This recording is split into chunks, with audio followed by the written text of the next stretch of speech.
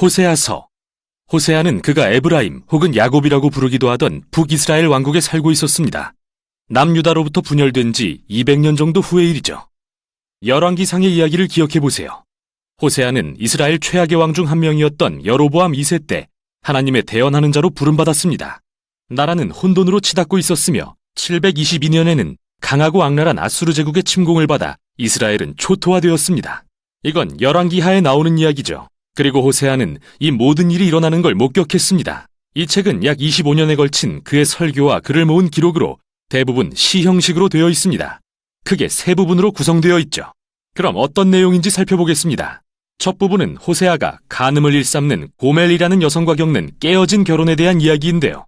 고멜이 결혼 전부터 다른 남자들과 잠자리를 가졌는지 결혼 후에만 그런 건지는 확실하지 않지만 그들에게는 세 자녀가 있었고 결국 가정은 엉망이 되어버렸습니다.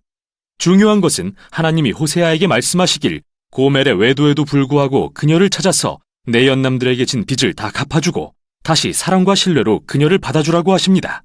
그리고 나서 하나님은 이 모든 깨어지고 회복된 결혼과 그들의 자녀들은 하나님과 이스라엘의 관계에 대한 예언적 상징임을 알려주십니다.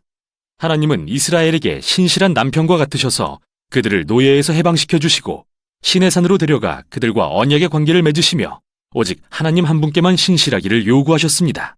그러나 하나님께서 이스라엘을 약속의 땅으로 인도하시자 그들은 하나님께 받은 풍성한 은혜를 가나안 신 바알을 숭배하는 데 바쳐버렸습니다. 그러니 하나님께는 이스라엘과의 언약을 파기하고 이혼할 만한 정당한 이유가 있었고 그럴 생각을 하시기도 합니다. 그러나 그 대신 하나님은 다시 이스라엘을 찾아오셔서 그들과 새로운 언약을 맺으시며 그 이유를 알려주시죠. 그건 바로 하나님의 사랑과 긍휼과 신실하심 때문이라는 것을요. 그리고 호세아는 이 모든 의미를 설명해 줍니다. 그는 이스라엘이 반역한 결과 당장 다른 나라의 침략을 당해 머지않아 포로 신세가 되겠지만 그럼에도 회복에 대한 소망이 있다고 말합니다. 어느 날 이스라엘은 다시 회개하고 돌아와 하나님을 예배할 것입니다. 또한 호세아는 하나님이 다윗 가문에 새로운 메시아 왕을 보내 하나님의 복을 베푸실 것이라고 말합니다. 이렇듯 이 첫 부분은 책의 모든 주요 내용들을 소개합니다. 반역한 이스라엘을 하나님은 혹독히 벌하시겠지만 하나님의 언약적 사랑과 자비는 이스라엘의 죄보다 더 강력합니다. 그리고 나머지 두 부분에서는 호세아의 시를 통해 이러한 주제들을 더 깊이 살펴보게 됩니다. 두 부분은 이스라엘을 향한 호세아의 고발과 경고에 대한 모음집으로서 각각 하나님의 자비와 미래의 소망에 대해 아주 희망적인 시로 끝을 맺고 있습니다. 4장부터 10장에서 호세아는 이스라엘의 불순종의 원인과 결과를 살펴보는데요. 그는 이스라엘이 하나님에 대한 지식과 이해가 부족하다는 것을 여러 차례 지적합니다. 히브리어로 알다라는 뜻의 야다라는 단어는 단순한 지적 활동을 넘어 인격적인 관계를 통해 아는 것을 의미합니다.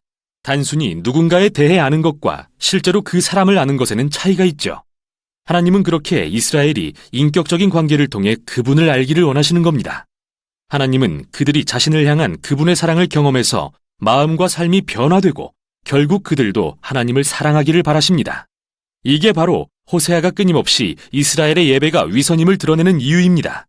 호세아는 계속해서 이스라엘이 어떻게 십계명을 어기며 공동체에 심각한 불의를 허용하고 있는지 보여줍니다.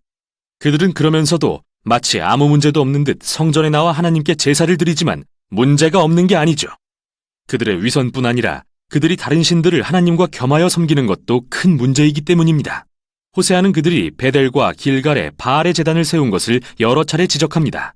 또한 그는 이스라엘이 다른 신들에게 충성을 맹세한 것뿐 아니라 이집트와 아수르와의 정치적 동맹 관계를 신뢰하는 것 역시 반복해서 비난합니다. 하나님이 그들을 보호하실 것을 믿지 못하고 이 나라들처럼 되어 오직 군사력에만 의존하려고 하는 것이죠. 하나님께서는 이 모든 게 오히려 그들에게 재앙으로 임할 것이라고 하십니다. 머지않아 아수르가 이스라엘을 공격하고 그 땅을 유린하러 쳐들어올 것이기 때문입니다. 이 다른 경고 부분에서 호세아는 고대 이스라엘의 역사를 통해 어떻게 이 가문이 처음부터 불순종했는지 가르쳐줍니다.